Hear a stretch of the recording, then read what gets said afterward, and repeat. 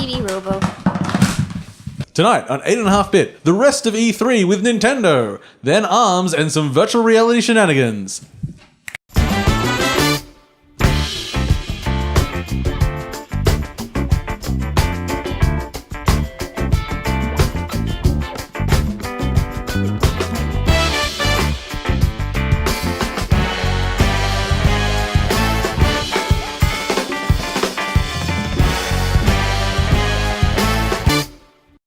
Welcome, friends of all designs, to episode 218 of 8.5-bit, which I'm sure will be the most E3 2017 catch-up episode of them all. I'm your host Paul, and joining me today are my good friends James. Hello. And Amy. Hi. Hey, Amy. Hi, James. Hey, Paul. Hello. How you going? You asked me a question. Oh, I did. And Paul, I had a question for you. You twisted it on its head, yes? Well, shit, I should have thought about this before I asked the question. Now you know how it feels. Do you want to play Dungeons and Dragons? Oh, yeah, I'll play Dungeons and Dragons with you. Give it a go. I'll give it a hot old whirl. So I've been thinking I could set it in the same universe as the 80s cartoon. And so give it like kind of like... Can't it be in the Jeremy Irons film? Oh, it could do that too. It could. That's pretty good. Yeah. I want to have a setting which really kind of plays with the fact it's really campy. Oh, Kinda, so it's going to be... I can't think of anything. no, Anyway, Paul, it's just going to be very intense. So it's going to be camping. Never mind. I got it. Just keep... Do you get it?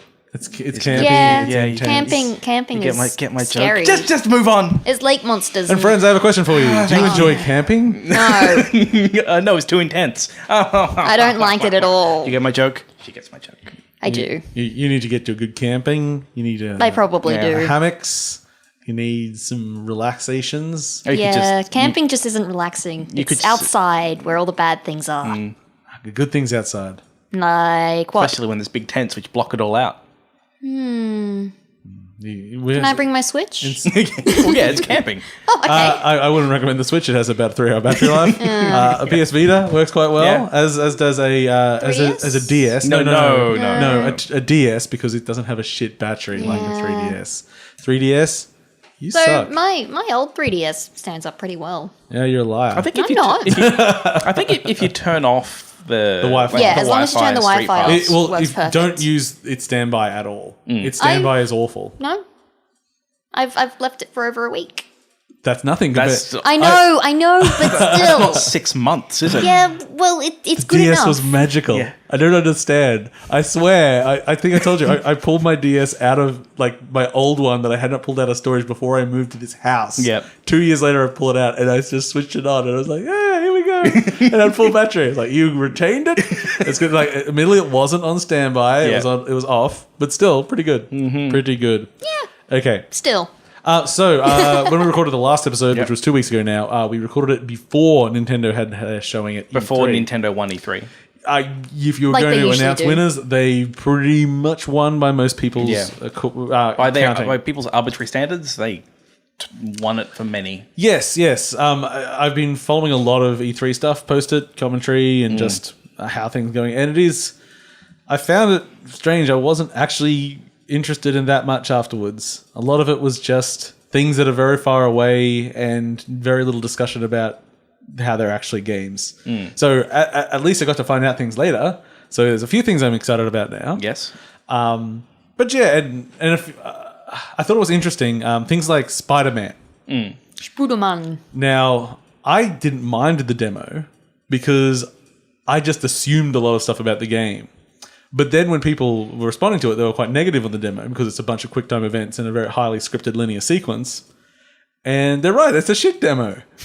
But that's because they were worried that it wouldn't have an open world structure of the normal game, which it does have. Yeah. And it has actual swinging where you can attach to buildings and all the things that I assumed it had. So Yeah, it still sounds good, but yeah. they're right, it was a shit demo. I think half of it was kind of a cinematic. Yeah. Quick times, yeah. Yeah, and then the rest was a weird, stealthy Arkham combat system, which people just want to see the swinging. It's no PS2 Spider-Man. It's literally not. Yeah.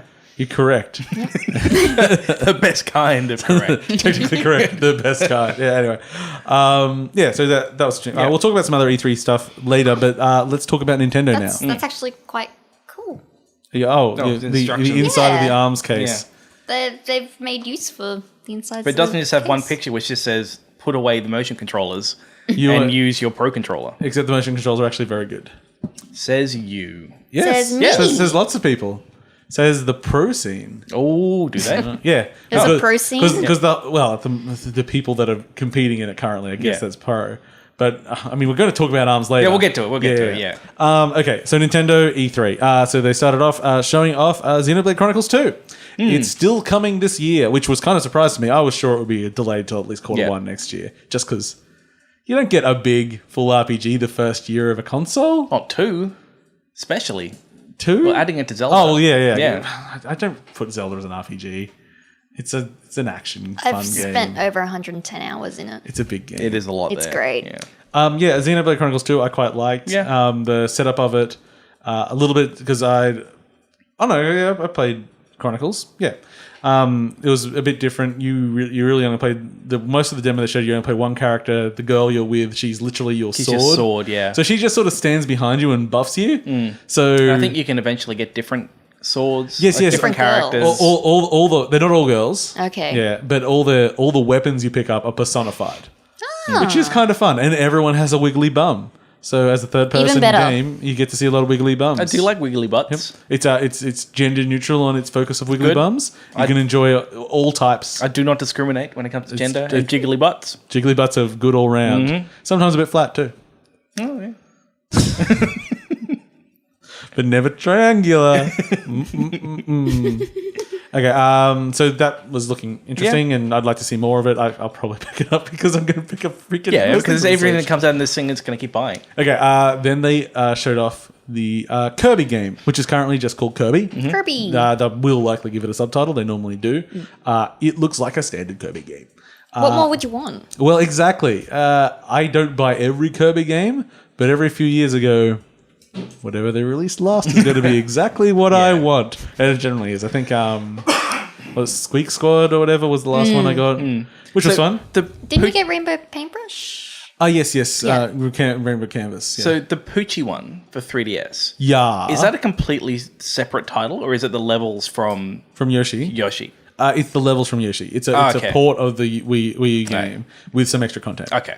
And a Poochie amiibo, which so- is just adorable. The actual gimmick in Kirby is that as well as being able to suck in enemies and take their powers, you can also just shoot a love heart at them and make them your friend. Oh, yeah. And so you can have a squad of, I think, 5 characters all up following you around, all using their abilities, which does look fun. And other than that, I swear they just have the same asset base they use for half those games. It's like, I've fought that before. Yeah. I still have great fun with them. So I will still probably be interested. Then we got New Yoshi.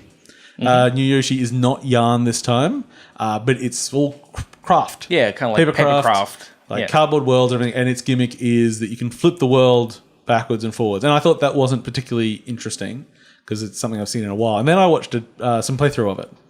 And at least in the levels they were in, you couldn't flip back at will. You played through the entire level. And so there'd be like a house, you can walk into the house and you couldn't really do anything in there. And then you played the exact same level from the 180 degree flip. So kind of Fez-like, do you think? No, well, I mean, it's very basic form. It's a 3D game, though. Yeah. You have you have depth to it, Yeah. but it's like then you see from the inside the house perspective, and you have to go, oh, okay. To do this, I actually need to perform some actions on the outside to open some doors to get. So it's like learning the levels and the geometry of everything. It's have very to puzzling. remind me. Yeah. When it flips to the other side, is that where you see like all the tape and like they're all constructed? You see that more. Yeah. So you see a little bit of that in the normal game as well. But for instance, one of the details they had was at the front, there were just some, I think there were little butterflies that would like out of focus in the foreground, like parallax scrolling sort of look.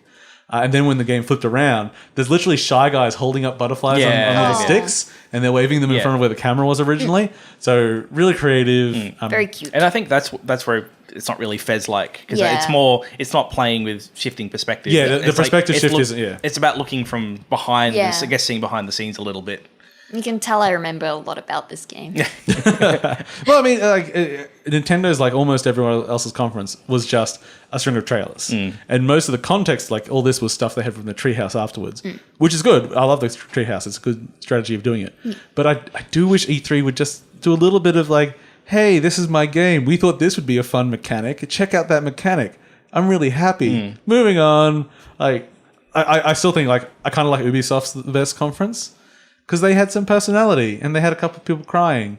It's like, oh, I think the string of trailers. I always feel like I can just go watch this. Yeah. Like it doesn't feel special. Having someone up talking to you though. Yeah. Especially when it's really awkward. It's like they're talking to me. Yeah. Well, and like they wanted to move away from devs talking because they can be awkward, but I don't mind a little bit of awkward. It's more awkward when you get up an influencer and they don't. Then it feels like they're trying too hard. Or even if they get up like some management or something where it's like. And Ubisoft for the last couple of years, not this year, had Aisha Tyler doing it, which, you know, had her fans and not, but I thought always did a pretty bang up job and is pretty genuine about what she's doing. It's like, that's fun. It's like, if you're going to get a celebrity and make sure they know something. We've had a few terrible ones. Need to get Terry that. Crews up there. Yeah, well, he loves gaming. Yeah, did you notice I keep seeing it posted. There's like a little mini documentary about Terry Crews building his own PC. I'm like, I don't know who this is advertising. It sounds cute. I think Terry Crews just was advertising. We were rewatching Arrested Development in the last season. Yeah.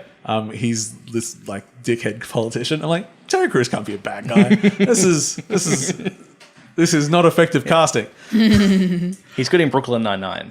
Then we dropped some stuff about Pokken Tournament, which I think I mentioned a while ago. I only just realized it's called Pokken, not Pokemon, because it's like Tekken, but Pokemon. I always just called it Pokemon Tournament. It's great. Yeah, actually, if I tried to search for it, I would have got the wrong thing. I actually think in my brain I just converted it to Pokemon even when I saw it in the store. Yeah. I just sort of saw it because I played in Japan. Yeah.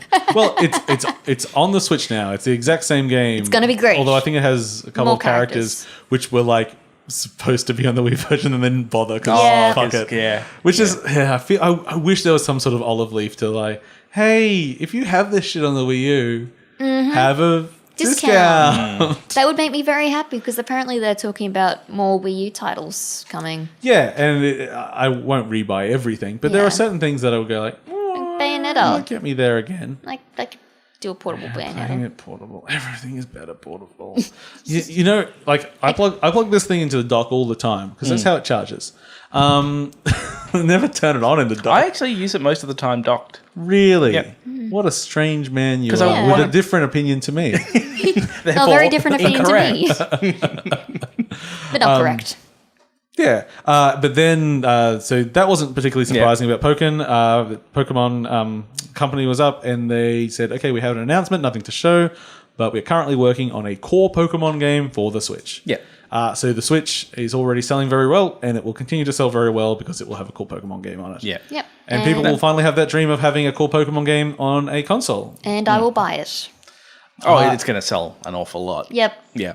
It will matter how sad I am the month it comes out because I know in my hearts of hearts I don't enjoy Pokemon.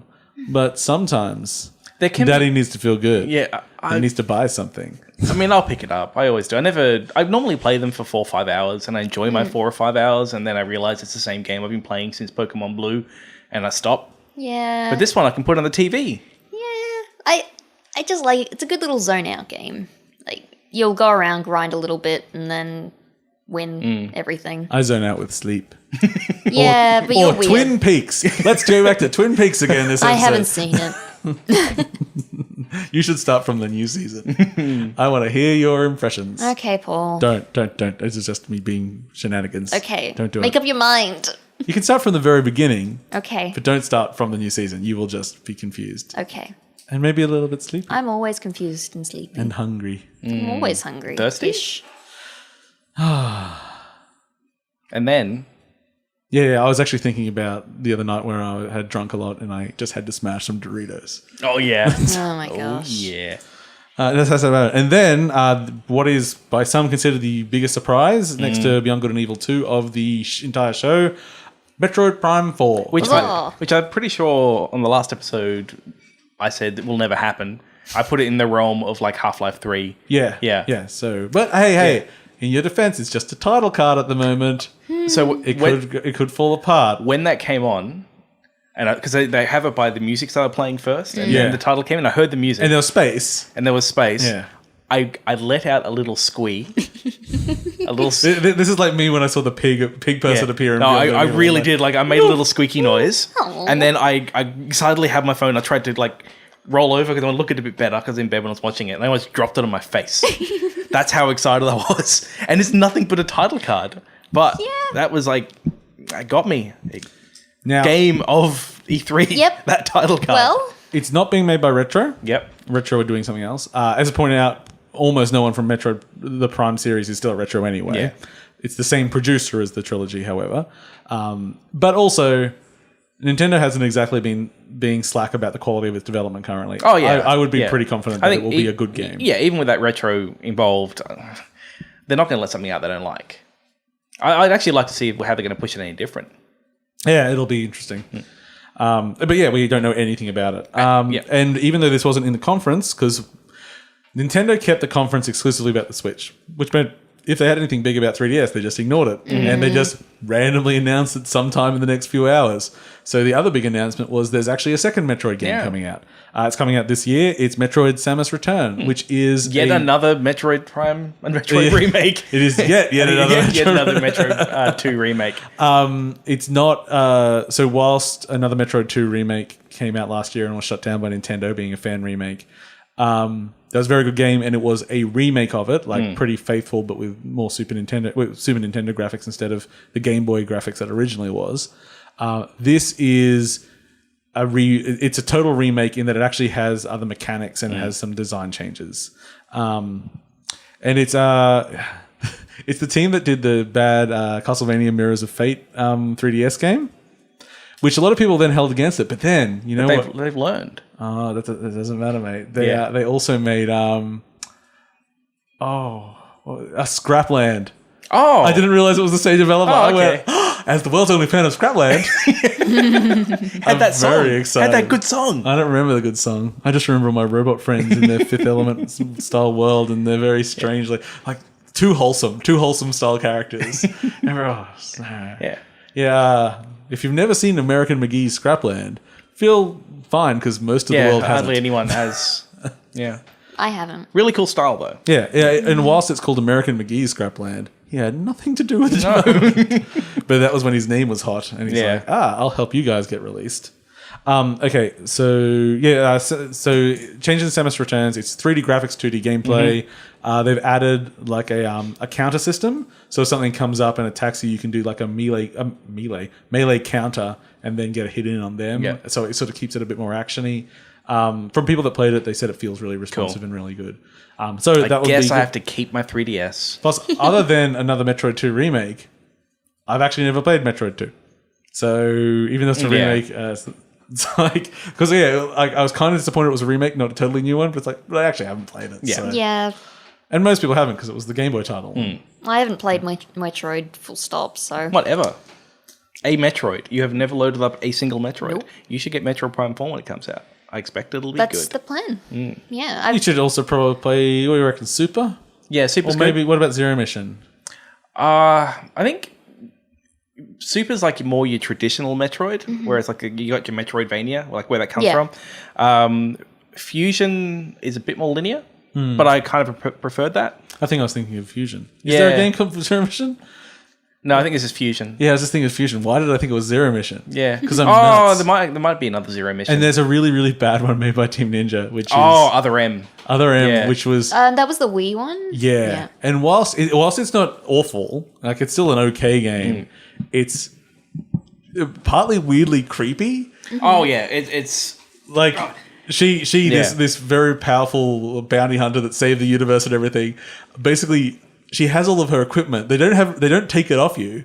They just have this guy in charge of you who says you're not allowed to use it. it's like And you have to ask for permission to use your own equipment. yeah. The It's man says. and whilst I don't normally like to get too much into that one That was. sounds like great fun. it was really, really Well, I think especially because touchy. Samus is such a powerful female character in video game and was such a kind of like landmark. Oh, she's a woman. They're like, we can't have strong female characters in games.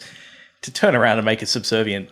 It was weird. It was, yeah. And then, it was weird gameplay too. But the story was weird. Yeah. It was really weird. Continuing along, also they announced some new amiibo. In this one, Hype. they had a Metroid amiibo, which is squishy. The top of it's adorable. squishy. So I think they also were doing just like another Samus and something. Yes, But Samus it's just the and- Metroid I want. For some reason, I'm thinking there was a Zero Suit one, but I'm just thinking of the Smash Bros. One again. I've got a Zero Suit Samus. I know. She almost got attacked by the tentacle monster. It said it's a Wii Fit trainer. Yeah. That's because she's my spirit animal. She's also got a better butt. My wife doesn't understand Wii Fit Trainer. She's adorable. She thinks, I think you're the only one that it's- does. She thinks it's a stupid thing that Nintendo did, But it's great. and she's not wrong. But it's also magical, It's great. and I think at the end of the day, after playing all the Smash Bros as much as I did, I think Wii Fit Trainer's my really? my main these days. Oh, She's great, or he. You can be he or she Yeah. in there. Good. okay, the bats. So even though it's the cold of winter currently Yeah. here, which is not cold because we're still it's Queensland, Brisbane, yeah. we've actually had to close the windows and turn on the aircon to deal with the lights because outside my window, literally a meter away, is a grapefruit tree which currently bats are inhabiting and they spend the night screaming at each other. So Sounds like fun. you will hear a little bit of screaming in the background of this episode. Then Breath of the Wild DLC. Yep. Which was interesting. I quite like the first DLC, which is coming out, which they said was just like some challenge stuff originally, which I Yeah. wasn't really interested in. But then when they showed it, it was sort of more akin to that, I forget what the island's called, that weird challenge island in the bottom right-hand corner of the Yeah, game. the one Have you're you talking been there? about. Yeah, I really enjoyed that. Yeah, which, minor spoiler, tune out for the next 10 seconds, is like they strip away all your equipment and it's a survival game. Yeah. It's great. Yeah, it's really good. It's really, really good. And so this is akin to that kind of challenge, which actually I thought looked really cool. And then you can get tingles. Just I know. lots of costumes just for fanboys Yeah. mainly. And then they announced the main meat of the DLC, which is coming afterwards, which seems to be a sort of prequel story dealing with the four Guardians The before Champion's Ballad. Champions Ballad? Ballad. Ballad, Ballad, I think Ballad is I'm pretty sure it's ballad. Tom Ballard. Look, I'm going to grab my guitar. I'm going to play Ballad for you. And it's going to be fucking great. I hate you all. Hey, I was with you. I was standing up Look, for you. we understood what you said. Yes, you do. See? Meaning was conveyed. Language was successful. It's true. See, I can actually talk about Do stuff on we the tell show. the language story Yeah, again? go on. Okay. For those that don't know, this is my go-to language story where I learnt not to be too precious. A friend of mine once said, it was an Adagon. And I, being a man of the world, said, Scottathan. You mean an octagon? He said, you knew what I meant, you pretentious fuck. And he was right. He had used language in a way to convey meaning, and I was just getting him on a technicality. He was correct. I was being a pretentious fuck. So, Yeah. so yes, the ballad is fine. Yeah. It's fun. See, James? Yeah, you pretentious fuck. Okay, so it's also 4 amiibo of the Guardians, which look really, really They nice. look so good. And James is probably going to spend all of his pennies on. All 100 Australian dollary dues. I heard on the news today they had announced how much the Great Barrier Reef is worth, and it was like $63 billion or something. Sorry, that's going down every year. So I don't think they've done it before. So they just made it up for the campaign thing, and they This is said sad. to help you understand, if you Oh, yes. if you stack $100 bills together, it would be the length of the Great Wall of China 4 times. Like, well, how does that help? That's not that much context. That's weird. Yeah. That's okay. Yep. So big. Thanks, Australian for that. statistic Yeah, government. that's great. Group. Yeah. Yeah. So is that the economic value of it, like that we get from tourism and things like Yes, that? yes, something like that, yeah. I don't see why we don't take better care of it, but I'm not going to raise that issue here. Oh, I don't think you're going to have any opposition in this room. Yeah. I think because You know what? I think we should fuck. Those fish have had a good too long. And coral, I can't even see those colours. I take my dog to the reef. He can't see half those colours. It's not fair. Bleach the reef. Bleach the reef. Poor Toast. Why do you have to come into this? Because I love him. He's adorable. He's a good boy. He's a good little boy. Okay, should we continue with Yes. Nintendo? They announced Rocket League. They actually did that before the show as well. Yeah. They said, like, hey, Rocket League's coming to Switch.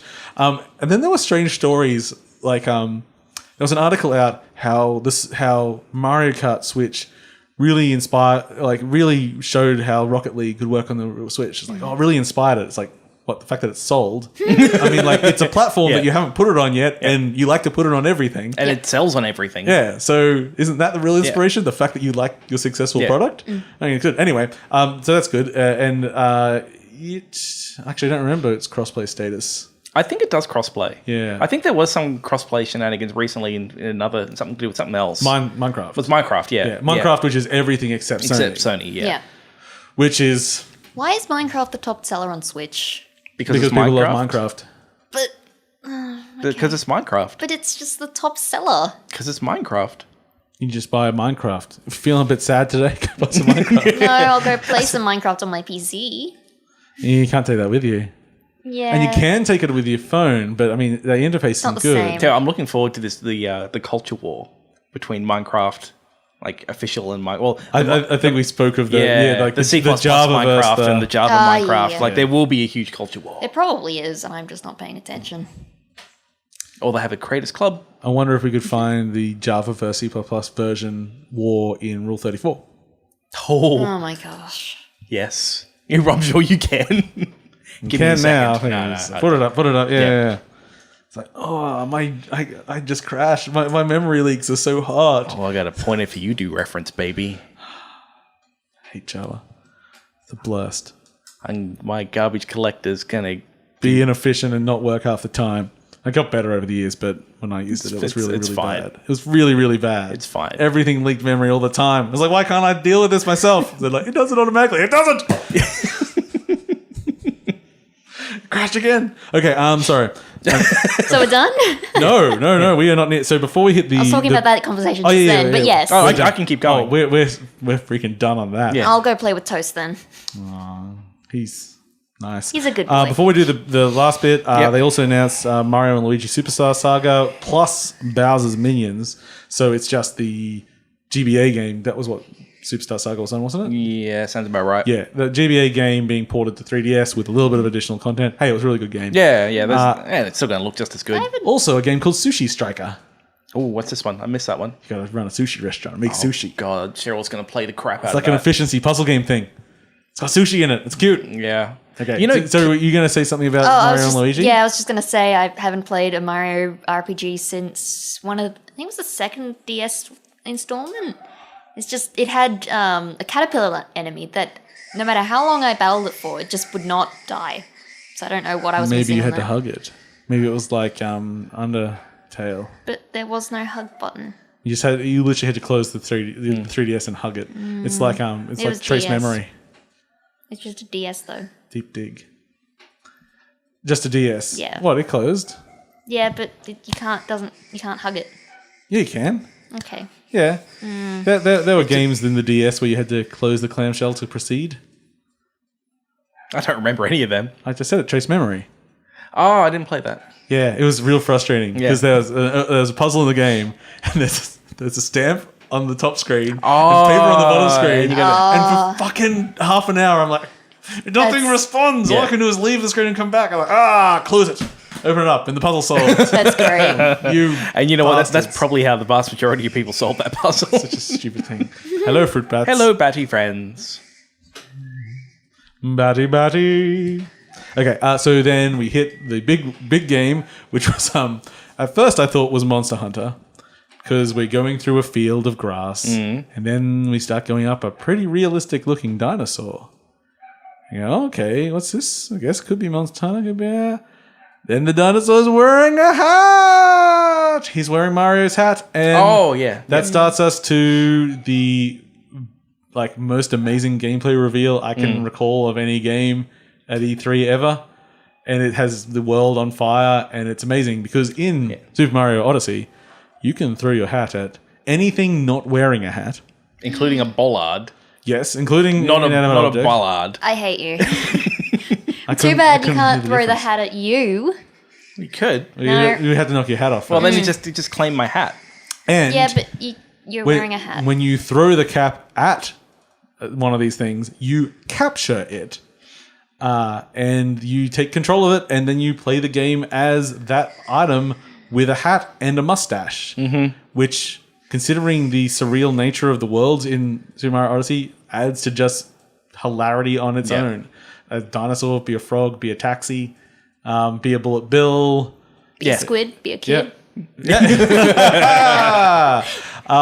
Which just means there's a hell of a lot of experimentation, lots of things to discover, and just the world to explore. Because my expectations for that game was it was going to be a platformer with a hat mechanic, and I throw the hat, and I'll probably jump on the hat at some point to And use you turn it. into a Goomba. That's all I thought That's what it we was saw going to last be. year, Yeah, yeah. like, okay, that's what it's going to be. I probably don't really care that much. Then the variety that they showed, that was impressive.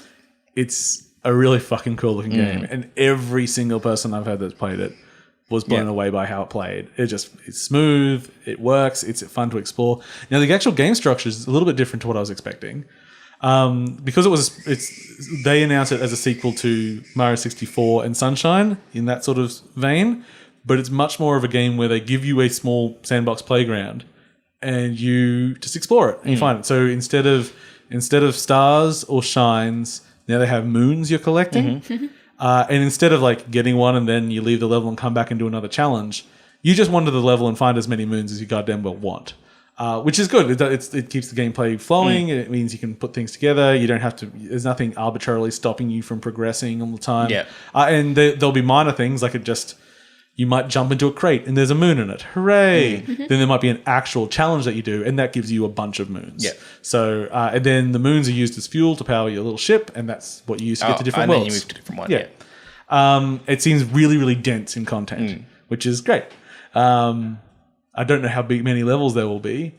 I hope Yeah, lots. well, I think they showed, about 5 or so different they worlds? showed New Donk City, where who's the princess from Donkey Kong? Not Pamela. Priscilla. Yeah, it's somewhere between those two names. Yeah. Fixes Penel? No, No. I can't think of this. You're hurting me. No idea. Yeah, anyway, she's the Dee mayor of that. No, Da- no, you don't know at all. You're thinking of Daisy, and that's not Donkey Kong. You're just hurting me. I don't know. Amy is checking for us, so that's good. So continue. So they showed that. They showed the desert world, which is Pauline. Pauline. There we go. I should be able to remember that one. It's mostly my name. A Mexican desert, which is freezing. There's a forest with the dinosaurs in it. Some weird noir world? I don't think I noticed a noir world. Or like he's wearing a top hat? Like there's lots of black and white or something? Well, I think the top hat's his wedding suit, isn't it? I thought I saw something where it was mainly monochrome. Oh yeah, also more amiibos, all of them in their wedding suits. I want the Bowser Oh, one. because, It's of so course. cute. Yeah, it is pretty cute. I've already got a Bowser, but maybe another Bowser. More Bowsers. You never have enough Bowser. Wow. If only Peach shared your sentiment, we wouldn't have any of these problems.